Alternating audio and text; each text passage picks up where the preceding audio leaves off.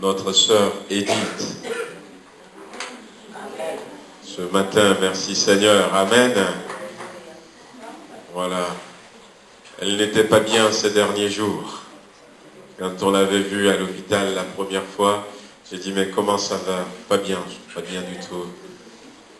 Ouais, notre sœur avait fait une pneumopathie et le Seigneur a posé sa main. Amen. Gloire à Dieu. Voilà, donc nous remercions le Seigneur parce que il guérit encore. Il guérit encore. Je racontais à la jeunesse hier qu'au Togo, il y a beaucoup de bruit. Il y a beaucoup de bruit. Que j'arrive plus à supporter autant de bruit. Je le supportais avant. Et ceux qui sont dedans, ils le supportent encore. Et ce qu'il y a, c'est qu'en France, il y a aussi beaucoup de bruit. Il y a beaucoup de bruit. Un jour, faites l'expérience, allez sur une montagne, et puis vous écoutez tous les bruits qui viennent. Alors les autoroutes, ils mettent des murs anti-bruit, on a des fenêtres à double vitrage, et on ne ressent plus les bruits. Alors, c'est simplement pour vous dire que Dieu guérit encore aujourd'hui. On le voit de moins en moins, comme on perçoit le bruit de moins en moins en France. Non pas que le bruit n'existe plus, mais bon, on met des barrières, de plus en plus de barrières, pour qu'on perçoive de moins en moins le bruit. Mais Jésus guérit encore aujourd'hui. Il relève encore aujourd'hui. Nous remercions le Seigneur pour notre frère Papy Robert aussi. Amen. Gloire à Dieu. Et puis pour notre sœur aussi que Dieu a soutenue. Ça n'a pas été facile pendant ce mois. Ouais, ça n'a pas été facile, mais merci Seigneur de ce que Josette est là encore ce matin. Dieu l'a renouvelée et Dieu continue de la renouveler. J'avais eu des nouvelles de Odette Sautron. L'opération s'était bien passée. Merci Seigneur. Hier, j'ai pu aller voir aussi Anne-Marie Grandin. On lui a fait une prothèse de hanche. Donc, l'opération s'était bien passée aussi. Elle est toujours à la clinique, c'est la polyclinique, non? Voilà, polyclinique à Arnas. Voilà, elle est toujours là. Si vous voulez passer la voir, je crois que ça lui fera plaisir. Chambre 212. Mais nous remercions le Seigneur de ce qu'il pose sa main sur nos bien-aimés, sur ceux qui sont malades quand nous lui demandons. Et nous voulons prier pour Séverine, elle était avec nous dimanche dernier. Voilà, donc elle a besoin de la grâce de Dieu. Elle est retournée à Marseille. Et hier, elle s'était retrouvée donc à l'hôpital. Elle avait été attaquée par 2 chats. Moi, j'ai vu la photo qu'elle avait envoyée au niveau de ses jambes. C'est des chats errants. On ne sait pas quelles sont les maladies que ces chats peuvent transporter. Et puis, ça fait quand même quelque chose quand on est attaqué par des chats, voilà, dans la rue. On veut prier pour elle, et puis on veut continuer à prier pour tous ceux qui sont dans le besoin, que le Seigneur pose sa main. Je sais qu'il n'y a pas que des besoins de guérison. Il n'y a pas que des besoins de guérison. Il y a aussi des besoins dans la famille, il y a des besoins peut-être dans le travail, il y a des besoins sur le plan peut-être financier, sur le plan matériel, mais nous avons un Dieu qui nous entend. Amen. Et un Dieu qui pourvoit nos besoins. Amen. Avant de prier, on peut partager cette pensée dans Zacharie chapitre 4.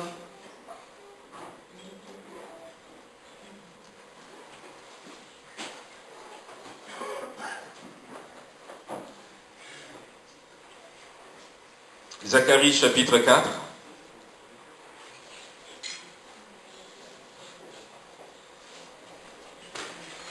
On peut lire à partir du premier verset pour bien comprendre.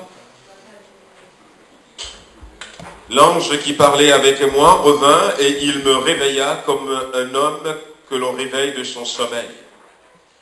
Il me dit, que vois-tu? Je répondis, je regarde. Et voici, il y a un chandelier tout d'or, surmonté d'un vase et portant 7 lampes avec 7 conduits pour les lampes qui sont au sommet du chandelier. Et il y a près de lui 2 oliviers, l'un à la droite du vase et l'autre à la gauche. Et reprenant la parole, je dis à l'ange qui parlait avec moi, que signifient ces choses, mon Seigneur? Et l'ange qui parlait avec moi me répondit, ne sais-tu pas ce que signifient ces choses? Je dis, non, mon Seigneur. Alors il reprit et il me dit, c'est ici la parole de l'Éternel que l'Éternel adresse à Zorobabel. Ce n'est ni par la puissance, ni par la force, mais c'est par mon esprit, dit l'Éternel des armées. Qui es-tu, grande montagne, devant Zorobabel? Tu seras aplani. Il posera la pierre principale au milieu des acclamations. Grâce, grâce pour elle. Amen.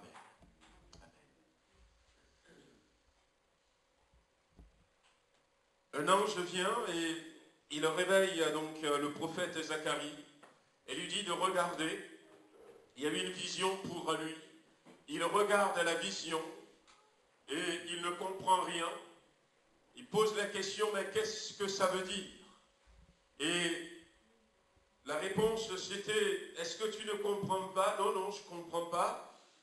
Ainsi parle l'Éternel à Zorobabel.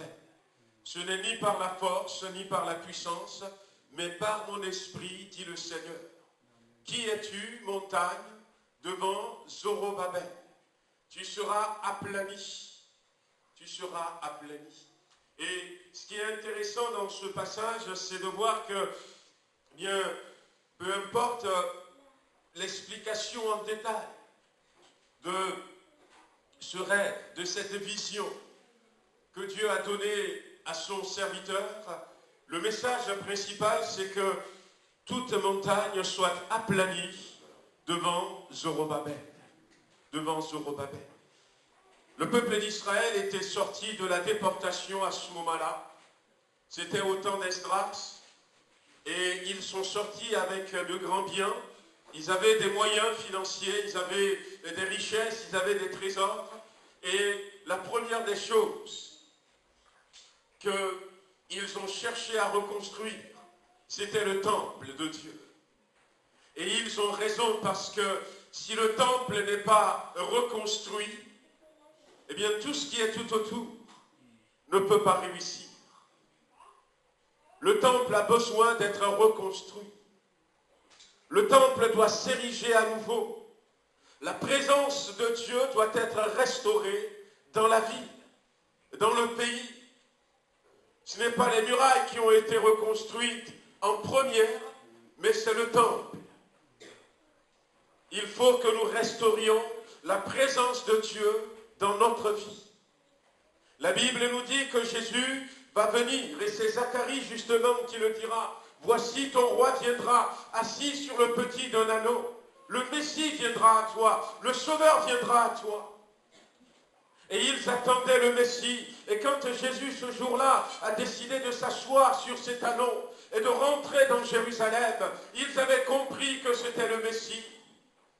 Alors, ils ont coupé des branches. Ils ont enlevé leurs vêtements pour certains. Ils les ont mis par terre.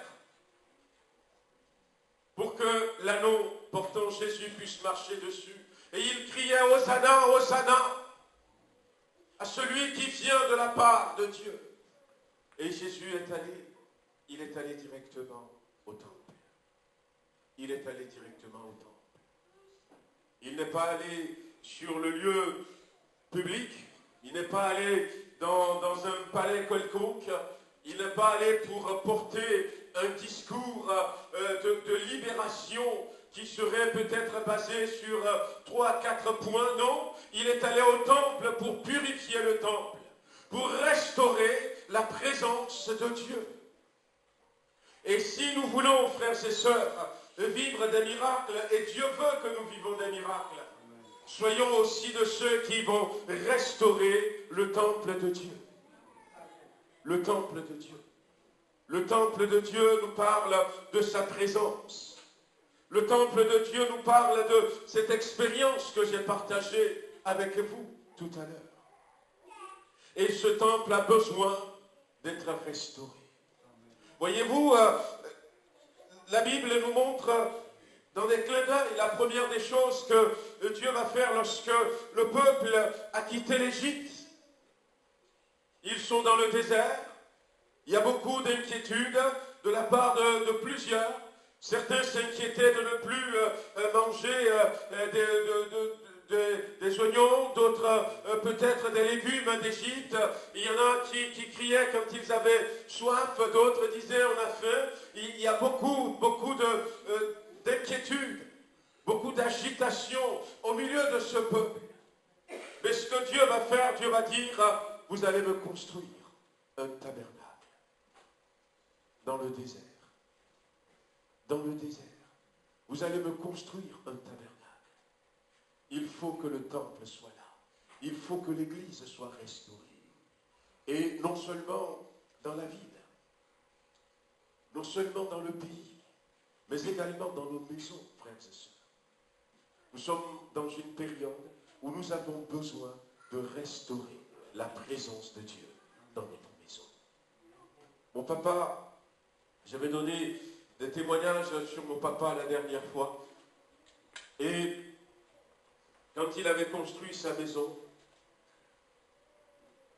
il avait une petite chambre.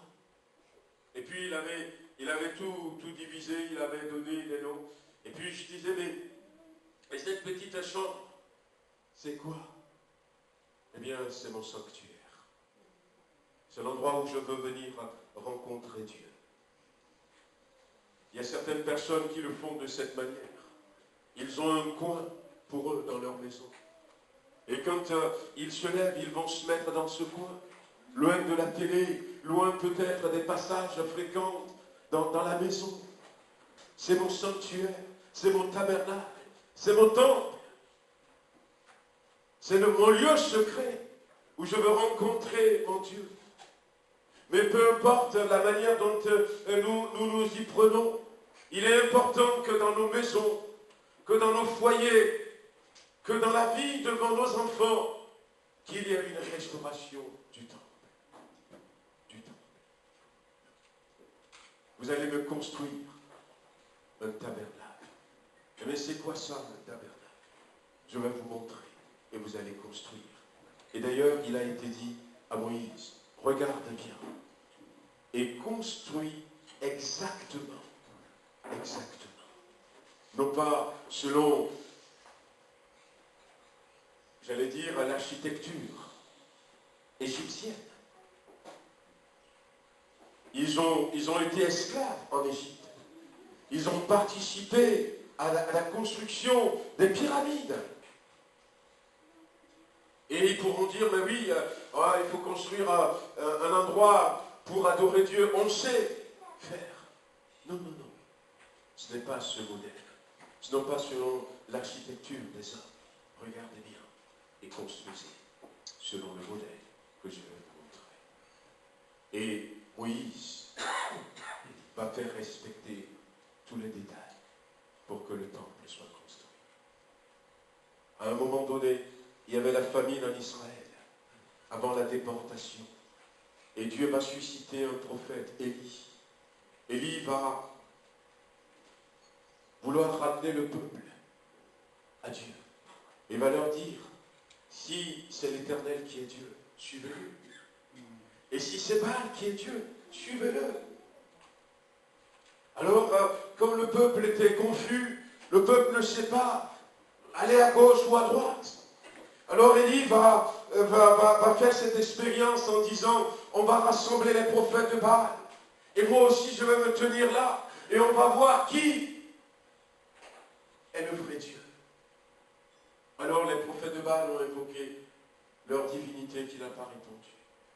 Et quand c'était au tour pour Élie d'invoquer Dieu, la première des choses qu'il a fait, il a restauré l'autel. Il a restauré l'autel de Dieu qui avait été cassé. Ramenez-moi 12 pierres. Il a restauré l'autel. Restaurer le temple. C'est important. Est-ce que le temple de Dieu se trouve dans mon cœur, dans ma vie, dans ma maison? sur le temple de Dieu. Il faut savoir que quand ils sont rentrés avec Esdras, ils voulaient reconstruire le temple. Il y avait de grandes difficultés. Oui, il y a toujours de grandes difficultés. L'ennemi ne veut pas que nous ayons du temps pour Dieu. Je veux me prendre un quart d'heure, lire ma Bible, prier, méditer la parole de Dieu, intercéder pour quelques-uns. Mais l'ennemi ne veut pas. C'est à ce moment-là que le téléphone va sonner. C'est à ce moment-là que peut-être quelqu'un viendra sonner à la porte. C'est à ce moment-là peut-être qu'il y aura un envie, un besoin. Et des fois on est là, mais on manque de concentration. L'ennemi ne va pas vouloir. Mais c'est à nous de faire tout pour restaurer le temple dans nos maisons. Amen. Et c'était pareil pour le peuple d'Israël.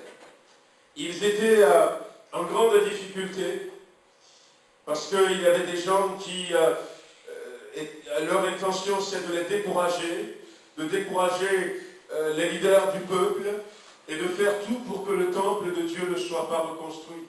Ils ont fait des oppositions, ils se sont moqués, ils ont écrit au roi qui se trouvait donc des Chaldéens à ce moment-là, et le roi aussi va être de leur côté, et ils vont tout faire pour arrêter la construction du temple. Et pendant ce temps, il va y avoir par exemple Agé. Agé va prophétiser aussi pendant ce temps. Agé va prophétiser. Agé va prophétiser parce qu'à un moment donné, les gens ont dit, ben, on laisse tomber la maison de Dieu, il y a trop de complications, et on s'occupe de nos maisons. Et là, Agé vient. Et Agé prophétise, Agé dit, ben, vous ne devriez pas abandonner la maison de Dieu et vous occuper de vos propres maisons. Voyez-vous, c'est pour ça que le salaire de celui qui travaille tombe dans une poche trouée. Tombe dans une poche trouée. C'est pour ça que vous semez beaucoup, mais vous récoltez peu. On va le lire dans Agé. Le livre d'Agé, c'est juste avant Zacharie. Ils sont des contemporains. Et lui aussi va parler donc de Zorobabel. Agé chapitre 1er.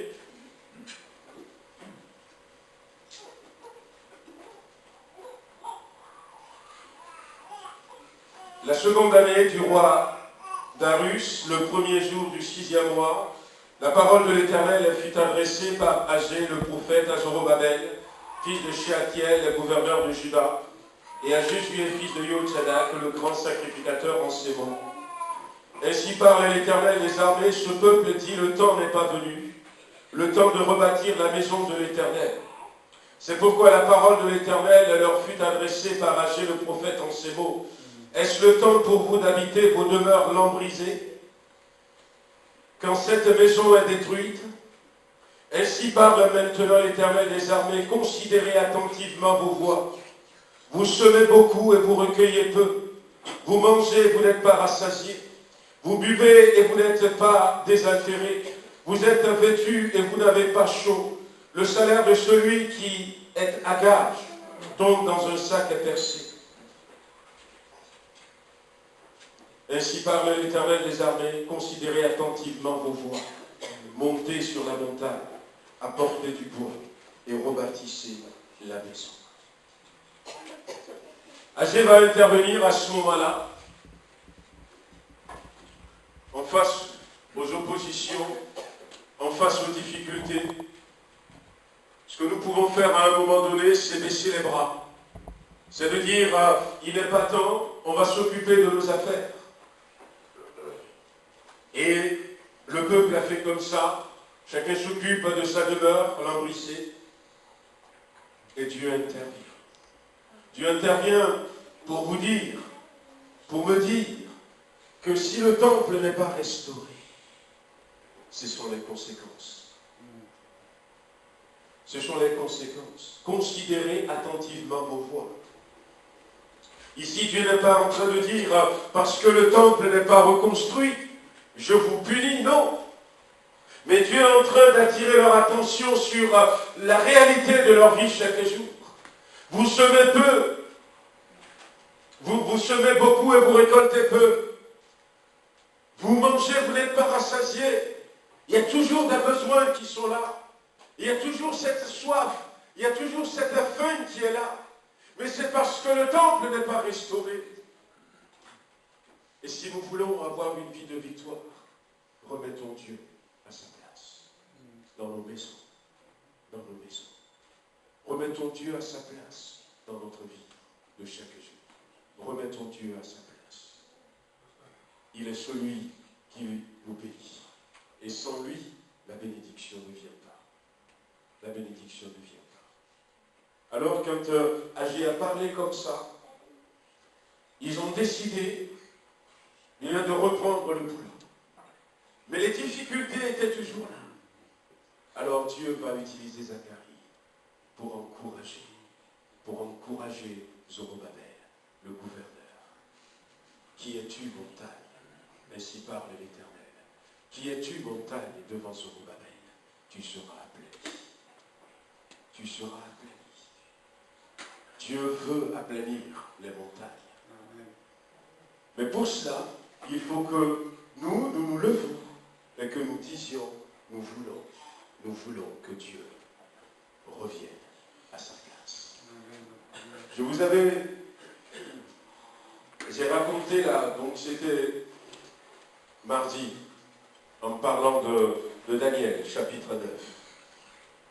En parlant de Daniel, chapitre 9, j'ai rappelé cette expérience qu'une personne avait vécue en France. Et j'ai raconté à nouveau, cette personne, je la connais bien, elle m'est proche, et pendant des élections présidentielles, elles se sont retrouvées à plusieurs, un peu partout en France. On veut prier pour qu'il y ait un tel candidat qui passe.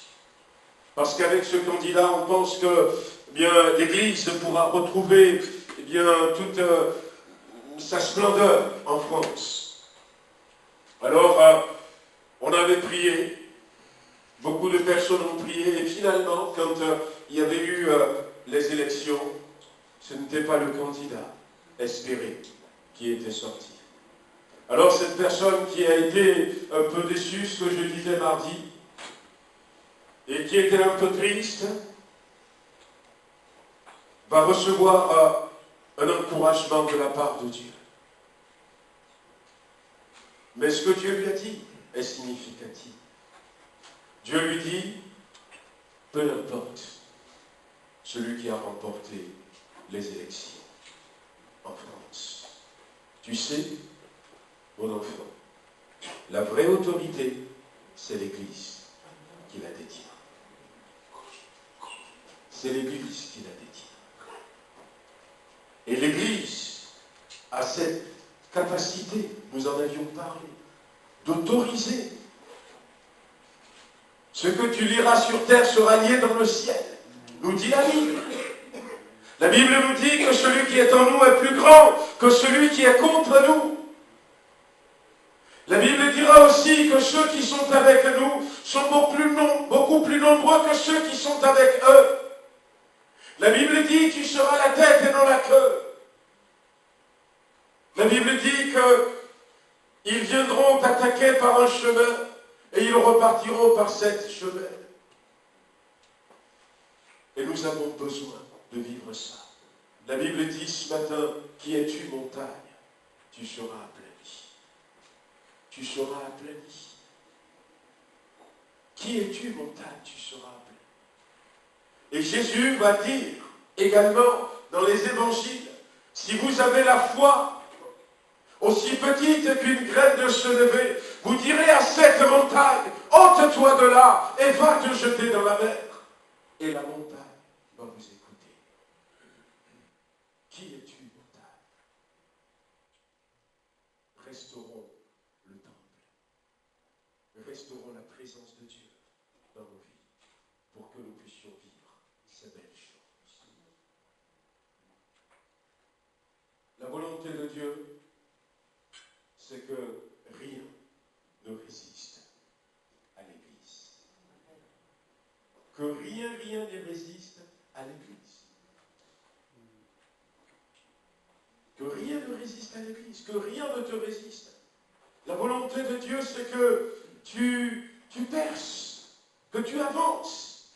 Et d'ailleurs, c'est ce que Jésus dira, je bâtirai mon Église. Et les portes du séjour de l'enfer ne l'emporteront pas sur mon Église. C'est ce que le Seigneur nous dit. Et l'Église, c'est moi, c'est chacun d'entre nous.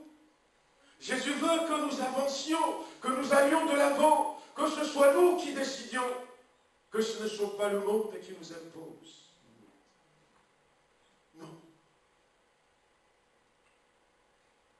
Elles vont se déchaîner, les portes du séjour de l'enfer. Mais moi, elles ne vont pas m'arrêter. Parce que je sais en qui j'ai cru. Je sais qui vit en moi. Amen. Je sais comment je m'appelle. Je sais que j'ai Dieu avec moi. Amen. Et sans même utiliser la force. Souvenez-vous, nous avions parlé de l'autorité. Ni par la force, ni par la puissance, mais par mon esprit, dit le Seigneur. Qui es-tu, montagne? Qui es-tu? Encore une fois, la vie chrétienne, ce n'est pas dans l'apparence. Non. Ce n'est pas dans l'apparence. Mais c'est dans cette autorité vraie que le Seigneur nous a donnée. Il faut que nous nous emparions de cette autorité. Il faut que nous restaurions la présence de Dieu dans notre vie.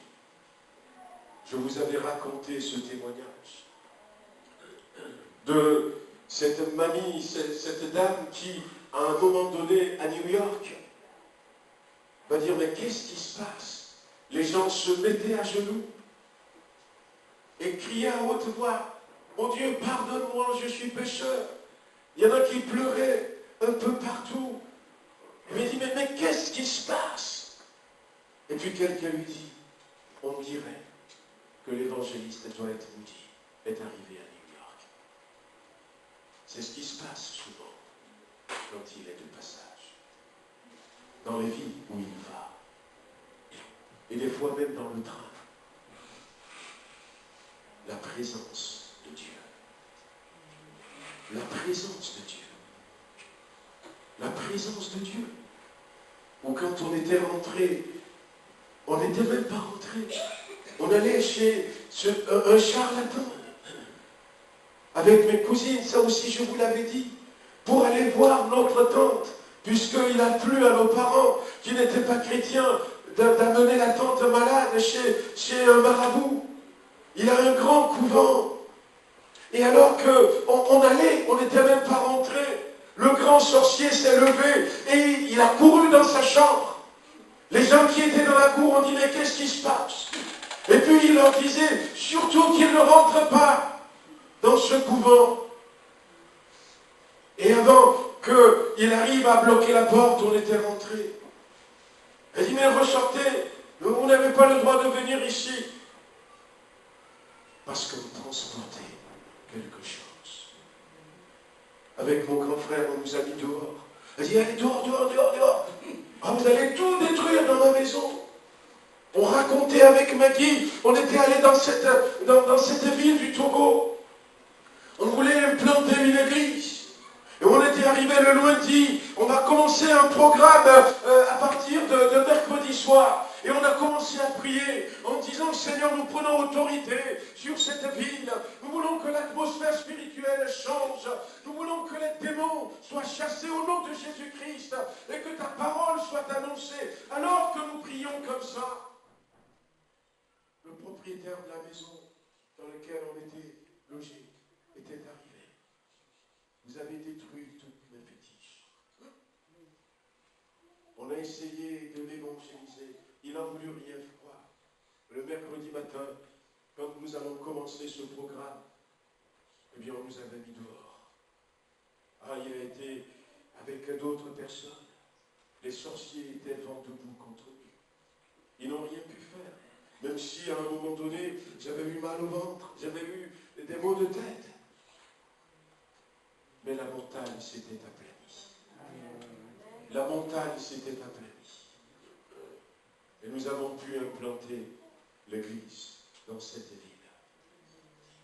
Nous avons pu implanter l'église. Dieu s'était manifesté. Les gens se sont donnés. C'est ce que ne voulait pas l'ennemi. Les gens se sont donnés. Et puis c'était le samedi matin. Il y avait une dame qui était venue, qui s'était donnée au Seigneur en disant, écoutez, je vous invite à manger avec moi ce soir.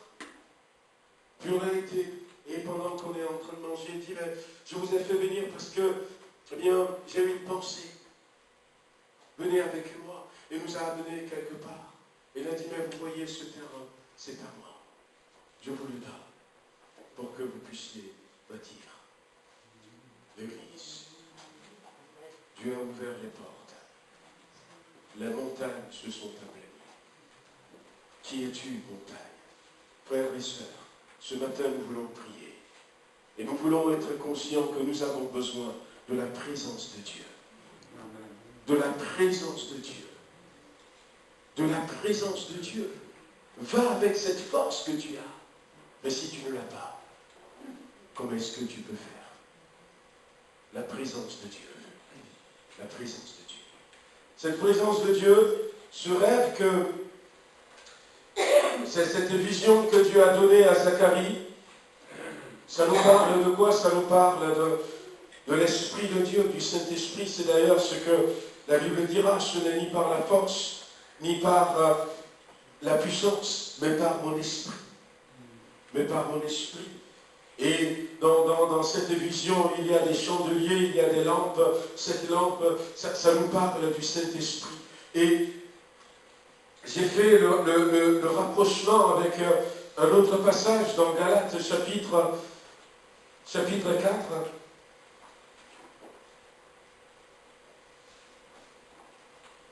Où l'apôtre Paul va nous réexpliquer ce que je suis en train de dire ce matin. Galates chapitre 4, le verset 1er.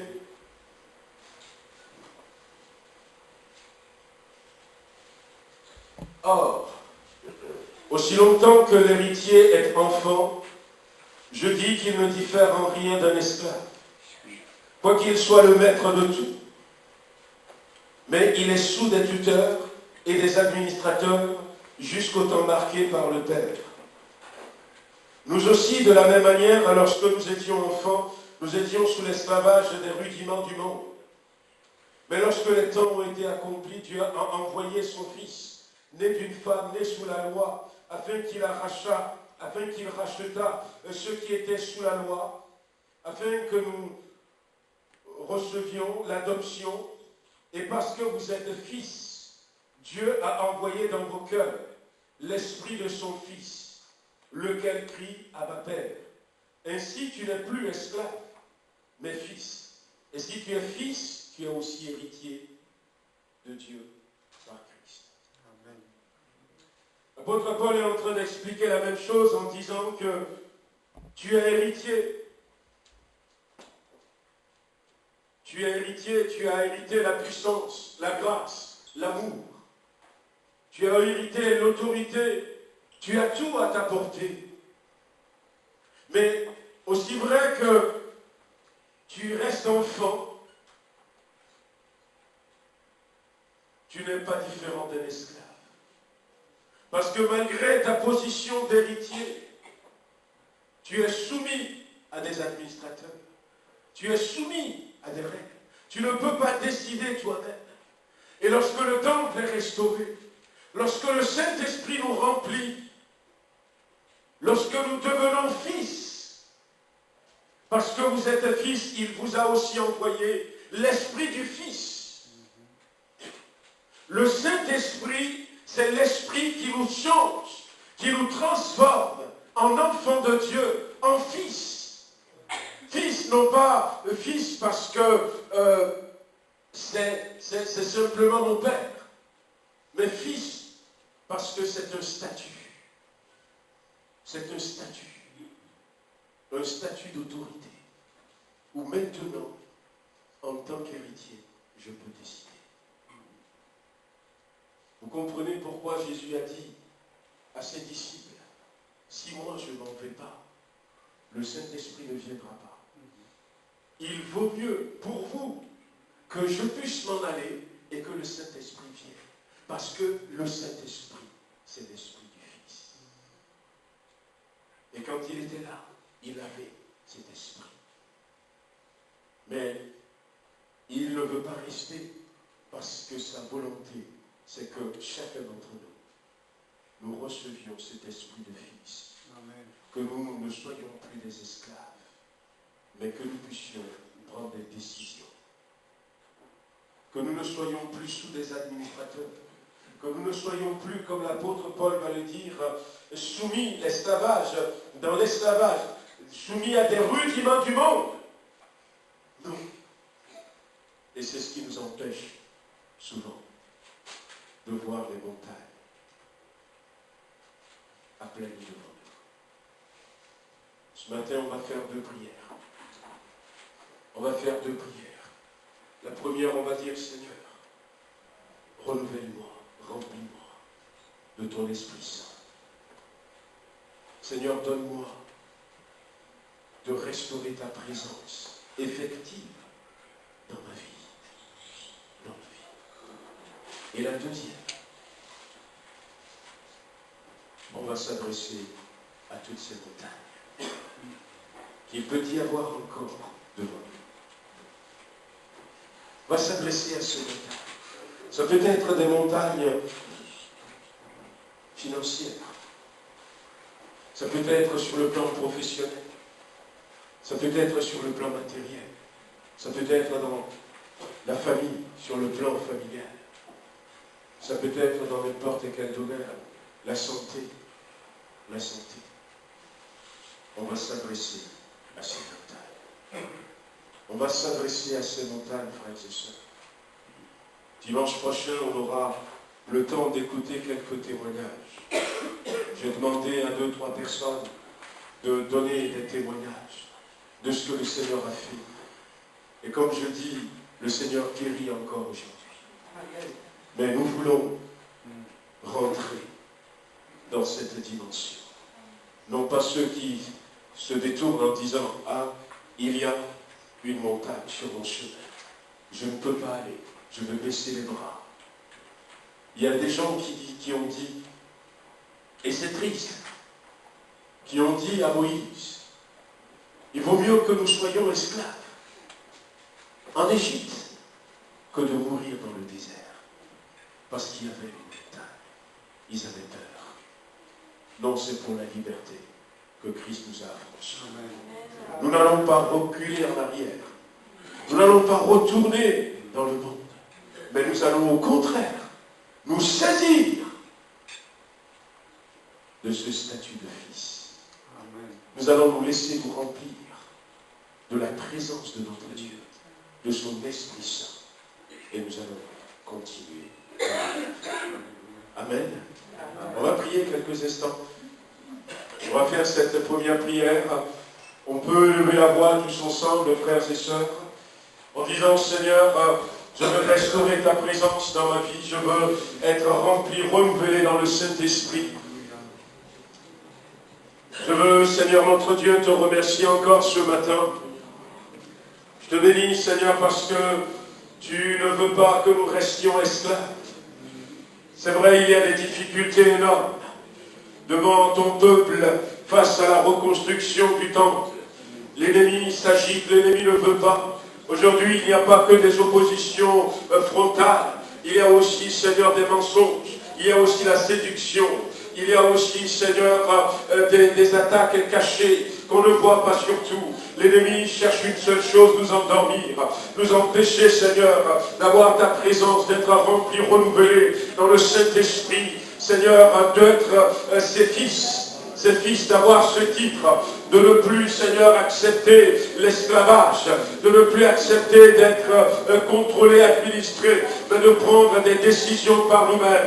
Seigneur, alors visite-nous ce matin, visite-nous ce matin. Nous voulons ta présence dans notre vie, nous voulons transporter littéralement ta présence.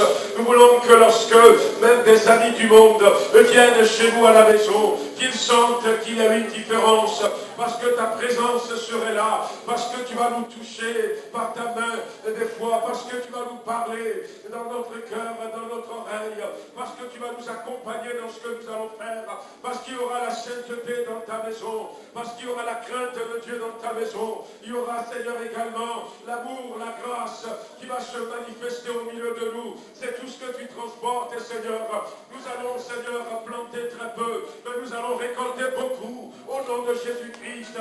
Nous allons, Seigneur, manger juste un tout petit peu et nous serons rassasiés. Seigneur, notre Dieu, oui, dans le nom puissant de Jésus-Christ, notre maison sera un havre de paix, Seigneur.